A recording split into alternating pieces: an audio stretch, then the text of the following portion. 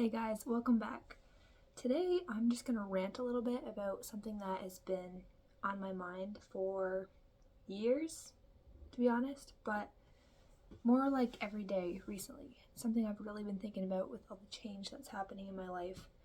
So, essentially, I'm gonna be talking about my struggle with time. Every day, and I don't know if everybody has this or if it's really just me, but let me know if you can relate. Every day I'm just like hyper conscious of the fact that time is passing, that I'm a day older, that I've just lost time and experiences and memories that I'll never get back again, and that I'm one day closer to my death. It's just something that I think about more often than I think I need to or would like to. So, I would say I'm a very nostalgic person by nature, very sentimental. So I hold on to things for much longer than I need to. So, special memories that I make or experiences that I have are just hard to kind of leave in the past and know that I'll never experience that thing exactly as I experienced it again. Yeah. And so essentially, I feel like my life in the past couple years, since turning 20, to be honest, on my 20th birthday, I had a major crisis. It was really silly. I just could not believe that I'd hit 2-0 because it felt like my childhood was just there, and all of a sudden I was long past graduated high school. I traveled, I was in university, and I turned 20, and I was like, how have I gotten here? So I guess, I am afraid of growing old and decaying physically, but also just losing my mental capacity and my energy for life. I've spent time with my 97-year-old great-grandma recently. If you've watched my video about the dying orchard, or the writing vlog at the dying orchard, you're aware of this. And just watching how she was living out, her last days, and she was living them out so well, super content, super happy to be alive, but ready to go. It seems like she has something that I hope that I have when I'm that age, when I'm 97, and knowing that these are my last years, that any day could be the day that I take my last breath. But it just really made me think about what it would be like to be that old. What would be going through my mind in every moment at that age, every day, what I would be thinking about and remembering. Because I'm already thinking about and remembering and, getting all sentimental and nostalgic right now at 22. Imagine how much more it would be at 97, knowing that my days are coming to an end. I don't know. I've just been thinking about that a lot, and I think I'm afraid of not being what I am now, right now. And I don't know if that makes sense, but for the first time in many years, probably my whole life, to be honest, I'm very happy with who I am. I'm in love. I found my soulmate. I'm surrounded by an amazing family, really, really good friends who I know will be lifelong friends. I've accomplished many things. I've traveled. I have no reason to complain. I'm very, very blessed. I'm in such a good place in my life right now, and so many wonderful things are happening. And so I'm afraid of not being this young, this happy, I love the place I'm in, and the thought of moving on from this to potentially darker place scares me, because I feel like in that place I will be less myself somehow.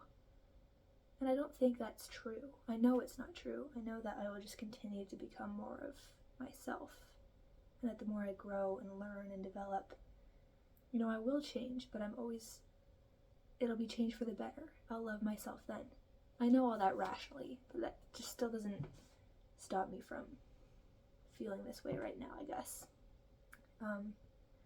And, I'm a Christian, and I have hope in the gospel. I have more hope, I think, than anyone else on earth about what will happen when I die, what will happen when my days are coming to an end, like, I have, hope in Jesus Christ that I'll have eternal life through him, through his sacrifice for my sins, that he will take care of me, he will be by my side, the Holy Spirit will be inside of me my whole life, right? Like, there's such a joy and comfort in that that's unspeakable, that's just surreal, sublime, and anyone who's not a Christian, I don't think, can understand what that's like to have that lingering hope and joy every day, knowing that things will be okay, and more than okay in the end. But at the same time, right, like, I'm a human being and I'm living in this broken world, and so it's easy to kind of forget those things, to lose sight of that hope, to just get really wrapped up in the present, in this world, what's happening now. And so it's easy for me to kind of, lose that perspective and get lost in, my worries and fears about aging and growing old. And I think it's because I'm very afraid of forgetting. I'm afraid of forgetting the moments I've lived, the people I've loved, the things I've read, the things that have filled me with just awe and joy and just amazement at being human, what it means to be human, those things. I'm afraid of forgetting all of that. I guess that feeling of being alive, of life, of just feeling like anything is possible and life is just opening up to you. And I'm afraid of being forgotten too. I think, like, I've always felt that I was meant to make a big impact on the world. I was meant for great things, and right now I'm unknown. So to think that I will stay that way and just be forgotten is kind of scary, but at the same time I know that what really matters is that I'm loved and remembered and cherished by the people that are close to me, and I don't need to be loved and cherished and remembered by the whole world. I know that, and I do find huge comfort in that. And I know also that, my entire life, every moment I've lived, will exist forever in the mind of God, and has existed forever in the mind of God from all eternity. And so that's also a comfort. I often wonder how, if I am to be remembered, how people will describe me and the life I've lived. They might say she was a girl who loved literature, who loved words, who loved stories, who found the most joy in reading and getting outside of herself and through literature, through stories. They might describe me as someone who just, cared so much for everyone. And that's not to say I'm the kindest, most caring, most thoughtful person, but I have experienced such deep, incredibly strong love for so many people, and been able to express that in so many ways, and that's something that I love about myself, I guess, is my capacity to feel and to love. And so I wonder if people remember that, but at the end of the day, whatever remembrance of me there will be, it will be incomplete, it will be slightly inaccurate, it won't be the whole picture. And there's something sad about having the whole picture lost. As a student of history, I learn about historical figures, I learn about time periods, I learn about that, and it's bits and pieces. It's the little recordings, the little things that have, somehow been transcribed that we can have today to try to build an understanding of that person, of that period, of that time, of that event.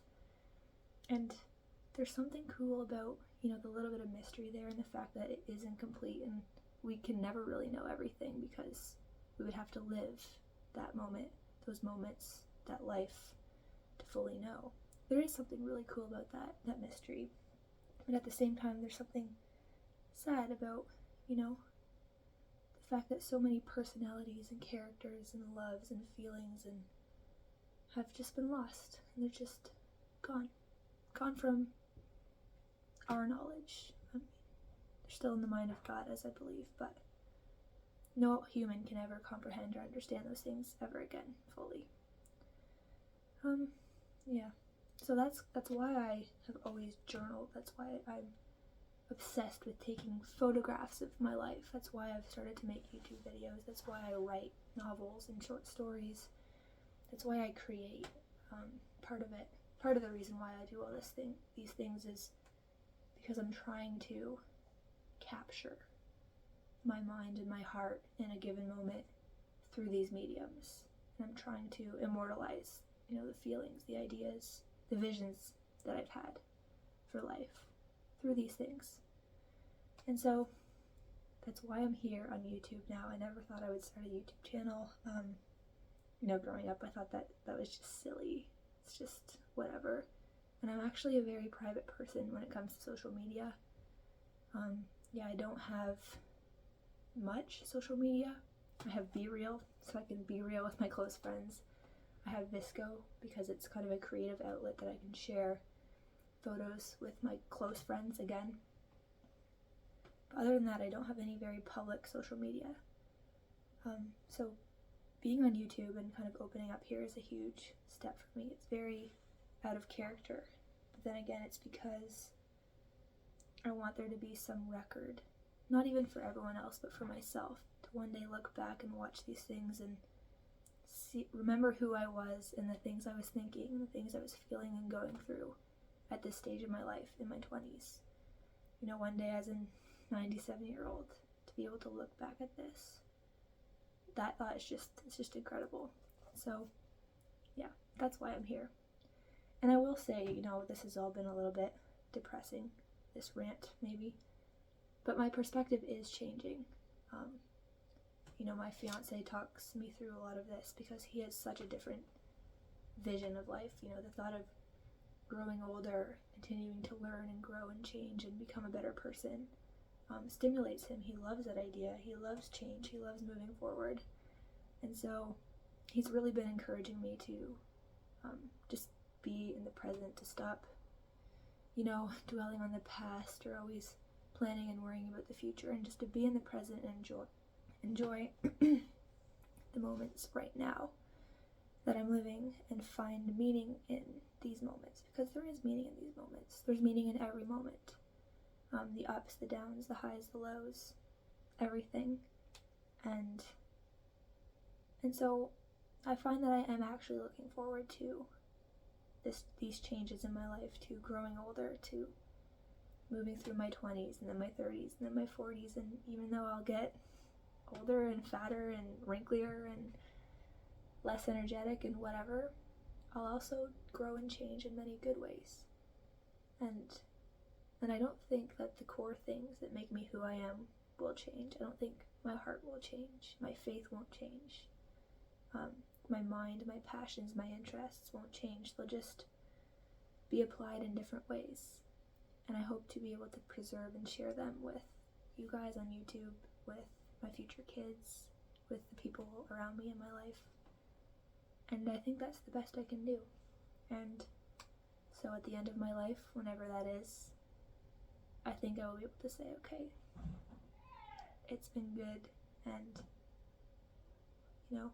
I'm ready to move on to the next life and leave this all behind. And I think I will have peace in that, because that's who Christ is. He is peace. And so that is the greatest hope and encouragement that I have. And so thank you for listening to this ramble about time and why I'm on YouTube. And I hope it wasn't too weird or crazy, but I'd love to hear your thoughts. If you've had similar experiences, different perspectives, let me know. It's cool to have this conversation because it's something that